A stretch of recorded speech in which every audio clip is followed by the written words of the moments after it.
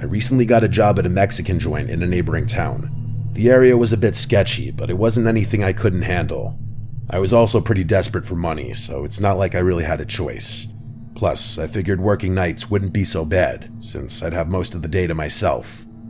The restaurant itself was decent enough, but the manager, Carlos, was, well, shady. He always scheduled me for the worst hours, kept me late, and never seemed particularly concerned about following the rules. He was the type of guy who made you feel like you couldn't trust him. But like I said, I didn't have much of a choice.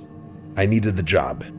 One night, while closing up, I started hearing these weird noises. I was mopping the tiled floor in the kitchen when I first heard it.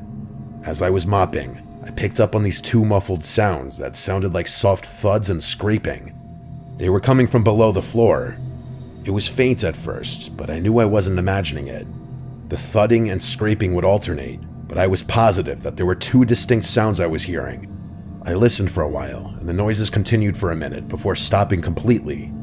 It startled me, but I brushed it off as something small, maybe an animal outside or the pipe settling. But it kept happening. The noise would start up when the place got quiet, just as I was finishing up my cleaning. After a few nights of this, I told Carlos about it. He shrugged it off immediately and told me it was nothing and to stop worrying. He went as far as to say the restaurant didn't even have a basement. That's when I got a little suspicious. I knew he was lying because I had literally seen the window wells around the back of the building. I wanted to tell him that, but held my tongue. I figured I'd give it another day. Maybe the noises would stop on their own. Of course, the noises continued. I complained to him the next day and told him that the place must have a basement since there were literally windows below the ground.